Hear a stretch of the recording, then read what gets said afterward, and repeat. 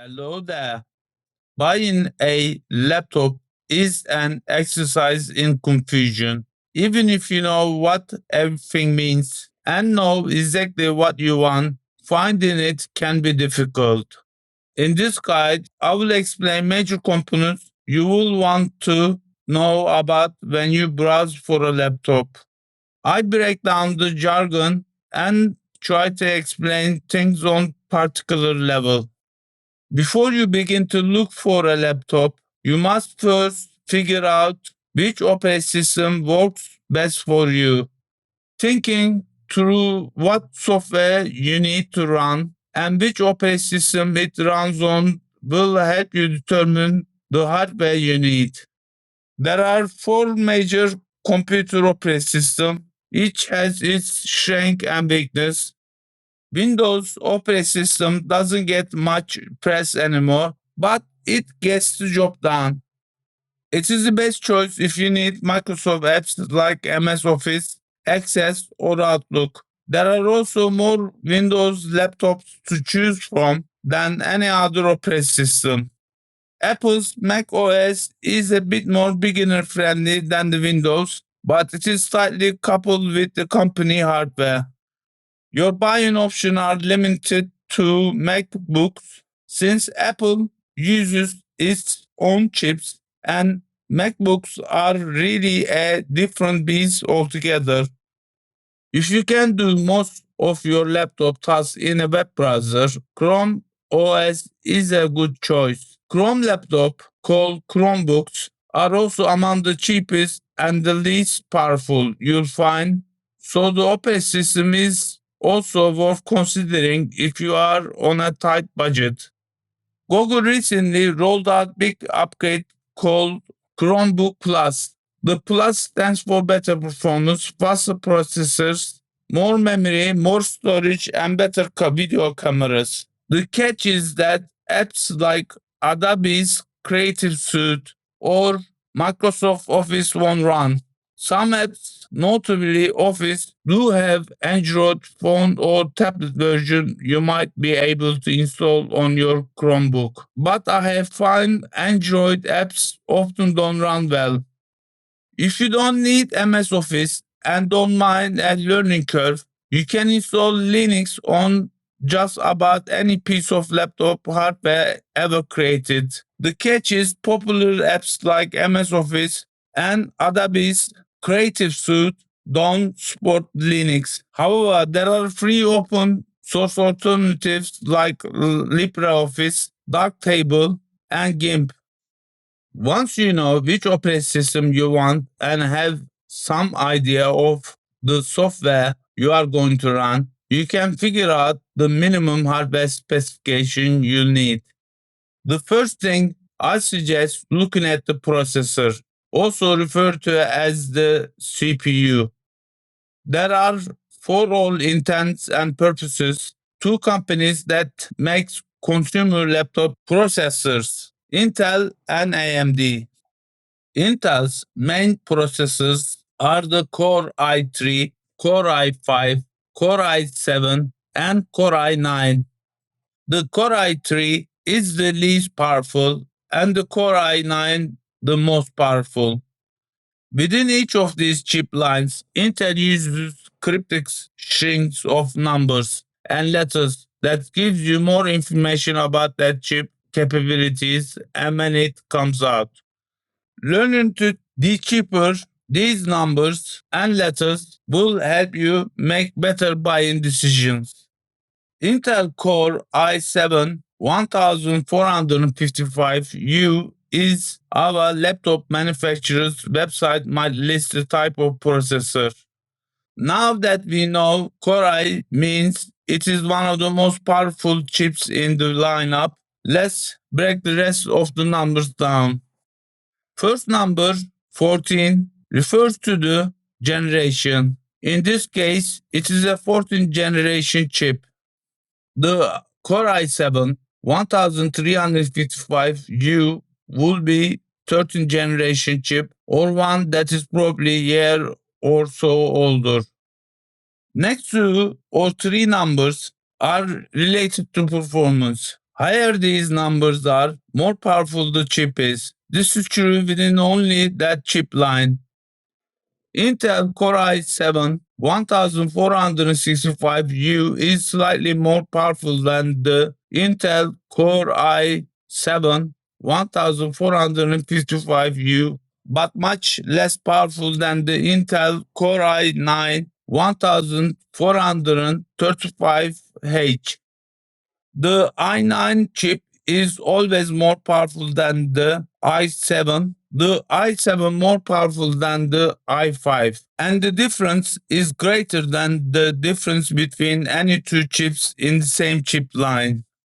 The letter at the end of the chip name, for example, U letter, is the Intel designation for the chip purpose. For laptops, letter you see at the end are Y, U, H, and HX. The Y series chips are optimized for battery life, which is good if you are frequently away from plug for long periods of time, but that the added battery life comes at the expense of some performance. H chips are optimized for performance, and U chips are power efficient but not extremely efficient like the Y line. The newest bunch is the HX designation, which are chips that Intel calls desktop replacement class. They are the most powerful of the bunch, but you will get less battery life from laptops with HX chips. AMD chip naming is just as difficult to decipher as the Intel's. In the name AMD Ryzen 5 8600X, the 8 is the generation, how old it is, higher is the better. And the 6 is how powerful it is. A 6 will make this example a medium powered chip, whereas 3 or 4 will be slower. The next two numbers don't have much impact on anything. The X letter at the end indicates high performance. Other letter designations include U for ultra low power for better battery life. Is there a huge difference between Intel and AMD chip? Generally speaking, there are similar when you are doing things like browsing web or editing documents. Graphic performance is where you'll notice the difference. AMD integrated graphics tends to perform better than the Intel on graphic intensive tasks, things like editing videos or playing games.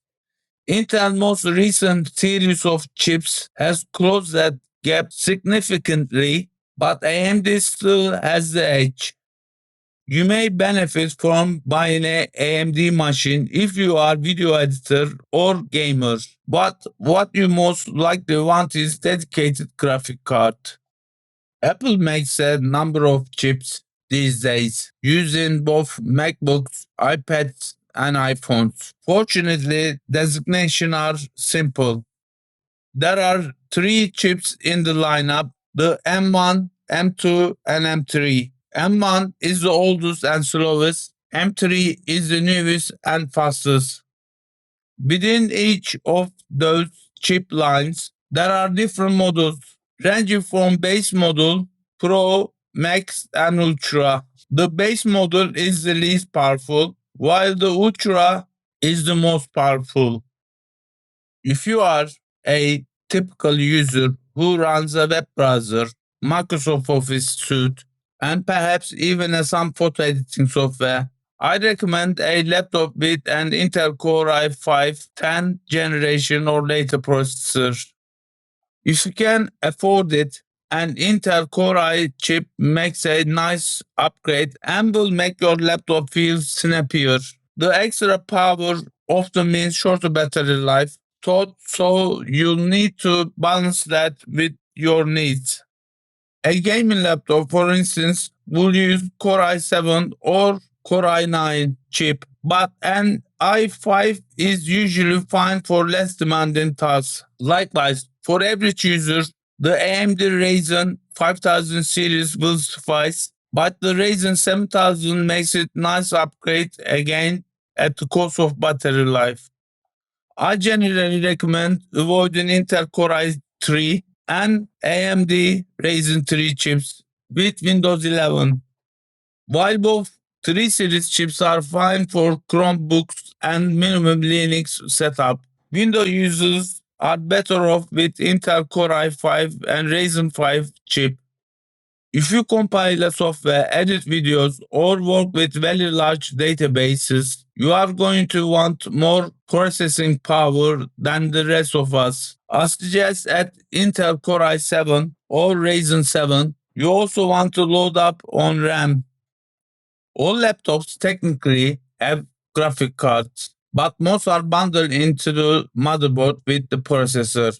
This approach, known as integrated graphics, is fine for most users. You'll be able to watch HD movies and even play casual games without issue. If you are a gamer or do a lot of video editing, you will want a laptop with a discrete graphic card, separate and much more powerful graphic card. AMD and NVDA makes most of the graphic card you'll find on the laptops. More the merrier is the word when it comes to random access memory, known as RAM, is what your laptop uses to hold data while processor does things with it. 8 gigabytes of RAM should be plenty for an average Windows user. Thought upgrading to 16 gigabytes will make your laptop much more capable. If you are programming and compiling software or editing video clips, two tasks that require a lot of RAM, you will want 16 gigabytes at minimum. And you'll probably be happier with the 32 gigabyte if you can afford it. In a Chromebook, you can generally get by with 4 gigabytes of RAM. Thought upgrading to 8 gigabyte will let you have more tabs open in your browser without slowing things down. Aim for RAM that has a DDR4 or DDR5. DDR stands for double data rate. The DDR5 or DDR4 RAMs are speedy and what you want. Most laptops have DDR4 RAM, but manufacturers will list the type on their sites next to the amount, so it is worth checking before you buy. DDR5 RAM has made its way to laptops as well, but it isn't yet widespread. If you do see a laptop with DDR5, it will likely be a bit faster at RAM intensive tasks like gaming and video editing. The hard drive is where you will store all your data. The most common choice these days is a solid state drive known as SSD. Although some budget laptops still use spinning drives known as HDD, I suggest avoiding those. Go for an SSD if you can afford it, with at least 256 gigabytes.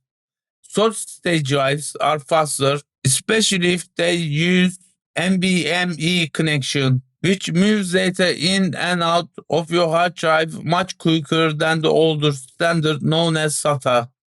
The minimum amount of space I recommend is 256 gigabyte. If you store everything in the cloud or are looking at Chromebooks, you might able to get by with less. But it is good to have space if you ever need it.